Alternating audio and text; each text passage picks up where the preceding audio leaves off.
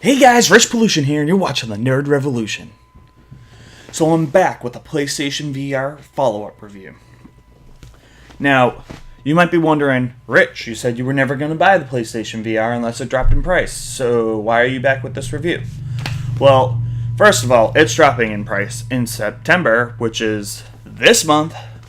It is dropping down to $450 for the bundle instead of $500. Whoa, big whoop, a $50 price drop. But I managed to find the headset and the camera with 3 games, Rush of Blood, Rigs, and VR Worlds. On Amazon, they were running a sale. $400 for this package. In addition to that, I got $100 off. So I ended up paying $300 for this whole setup, minus the motion controllers. But my sister had the motion controllers, so she lent them to me. So, all set.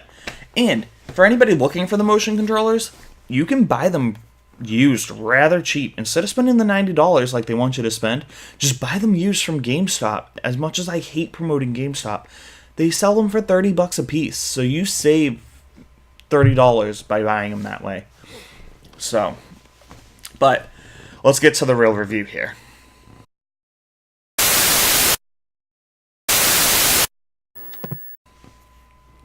So, follow-up review on the PlayStation VR. When I first played the PlayStation VR, I was impressed, but I wasn't really pushing it. I thought it was good. I thought it was decent.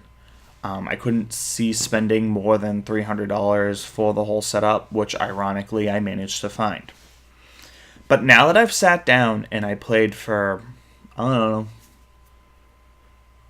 probably 6-7 hours, I highly recommend this to anybody who already has a PlayStation. Highly, highly, highly recommend. Even if you're paying the $400 price point. There is a lot of hidden gems on this system that if you're not a VR owner, you would not know existed. Starblood Arena, Eve Valkyrie, Farpoint. Those are just the 3 that I have on physical disc. And those are really, really good. Thumper. There's Res, which you can load, if I remember right, you can load your own music into. Rush of Blood is actually a pretty good shooter, even though it's a real shooter. You get the point. There's a lot actually out there. And I've only had it for, I don't know, less than a month, I think. Maybe 3 weeks now. It's unreal, guys. All I want to do is play VR. Part of the reason why my videos haven't been coming out is because I've been playing VR or I've been working on my deck or taking care of my daughter. But the deck's done, so hopefully I'll get some more time. Yeah, I mean, after a couple hours with VR, maybe like 2 to 4 hours, you really get immersed in it. It's awesome. Highly, highly suggest it. People said that they have issues with the motion controllers not being picked up. I haven't had any issues myself. Truth be told, I prefer to use the controller, but when I play the real shooter for Rush of Blood, I do use the motion controllers, and I did not have an issue at all. So, I'm going to kind of combine this, too, with a review of Farpoint. So, I bought Farpoint a week ago, maybe, and I got it with the bundle. So, it was $80 for the Farpoint gun and for the PS Aim gun and the Farpoint game. If you like Halo, I'm a big Halo fan. This is a very good game. It has a very Halo feel to it. Basically, you're this ship that goes to pick up these 2 astronauts, and you end up being pulled into a wormhole, and you end up being shot out the other side, and you end up going onto this planet. And they vanished, and you're trying to track them down. So you follow through the game, and you scan these holograms, and when you scan them, it tells you the story. The story seems rather touching. It's about 2 people, the 2 astronauts who crash land and what they're doing to survive. And they have these conversations that are pretty intimate. That said, the story is not all that in depth, but I'm okay with that. It's a really good attempt at a first-person shooter for VR, and I highly suggest it. I guess the campaign mode, which I haven't had too much time to finish yet, is only about 4 hours, but it's definitely one of those games I'd pick up and play at any point. So, getting to the enemies, all of the enemies on this planet are spider-based, which, when you think scientifically, that probably makes sense, because maybe they all evolved from the same thing. I would like to see a little more in-depth enemies, instead of all spider-based enemies.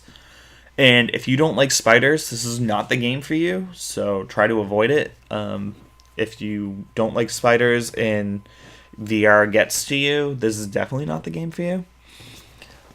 Speaking of VR getting to you, the default for this is when you click the joystick, it ends up moving you, I think like 90 degrees or so. I turned it off as soon as I played because I don't understand why we do that. They did it really for people who get motion sickness, but in my opinion, the people who get motion sickness should go into the menu and turn it on versus us having to go in and turn it off. It's similar to being colorblind, right? They have colorblind modes where the colorblind people can go in and turn it on versus us having to turn it off. But yeah, as soon as you turn that off, you get a smooth transition, and you can just turn and move around, similar to Resident Evil 7, which I haven't played on VR, but I played it on Xbox. So yeah, the PlayStation aim controller, great, well thought out controller. Let me go grab it and I'll actually show it to you.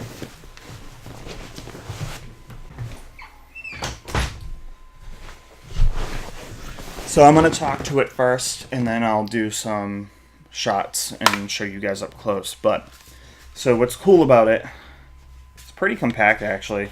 Anybody can kind of hold it. You know, you use two hands here. It's got a PlayStation button up top. It's got the R1 button. It's got the... Actually, it's apparently R1 on both sides. There's another button here. I'm not quite sure what it's used for, to be honest with you. It doesn't have a label. I'll have to look that up and find out. L2 and L1 are on the front. These are typically your shoot. And this... Oh, no, I'm sorry. This isn't your shoot, because they give you the shoot trigger here, which I'm not sure what button that correlates to. This is... One of these is your secondary in Farpoint, and one of these is your scan. So secondary meaning your, like, grenades, which are attachments to these guns. Then you got the D-pad. I don't know if you use that in Farpoint, actually. You got a joystick for the front, which is equivalent to your left joystick, and you move forward, backwards, left, right. And then you got the joystick in the back, which is your aim joystick, and that's actually to rotate if you turn that mode to smooth. On that, there's 4 buttons. The bottom is X, circle is the right, triangle is the top, and square is the left. And I like it because they actually cut the buttons just right, that when you're moving that joystick around, you don't hit them. It actually feels really, really nice. I'm very impressed. I didn't think this was going to be as good as it is. I thought it was going to be good, but not this good. Then on the front, you got your options and your share button. So, yeah, I mean, this gun combined with Farpoint, unreal. I hope we get more shooters like Farpoint. I would love to see a full-length shooter like Farpoint. I know that Farpoint is full-length. It's a full-length game, people say. You know, I don't really consider 4 hours to be a full-length game. This is more of a, we're going to try this, see if it sells well. And honestly, it's well worth the $60. And if you're going to buy it with this, it's worth it too, because this alone is $60. This with the game is $80. So, yeah, I mean, I highly suggest it. There's a multiplayer mode, which I haven't played yet. It's similar to a Horde mode, I heard, though. So, if you get a chance and you have VR, this is a must-own game, especially if you like shooters, and I highly, highly suggest it. So, if I had to give Farpoint a rating, I would give it a buy, for sure. And if I had to give the PlayStation VR rating, now that I've played it for 4 hours, I'd definitely give it a buy. The thing is that you need to realize you're going to have to do some research for the games. You're going to have to figure out what games you like. There's a game called Arizona Sunshine, which also uses this. I guess it's a zombie shooter. I haven't played it yet. I've been blowing money left and right on VR games lately, and I got to slow down. So it's going to be a little bit before I get to play that. But, I mean, there's a lot of hidden gems out there for this, guys. There's Rez, there's Russia Blood, and a lot of these games are like $30 and below, so you're silly not to grab them. Thumper. You know, there's a ton of games. You get the point. Just go back in the video and look at the list. I'll try and list some more games in the comments below. I'm sorry, in the description / comments below. And if you guys have any games that you recommend for VR, I'm an amateur when it comes to VR. I've only had it for, I don't know, 3 weeks, almost a month maybe. So I highly suggest that you go check it out too. And give me suggestions. On that note, I'm Rich Pollution, signing off. Please remember to be excellent to each other. And if you love VR games, hit that like and subscribe button, because I guarantee you there is more VR coming your way. Thanks for supporting the channel.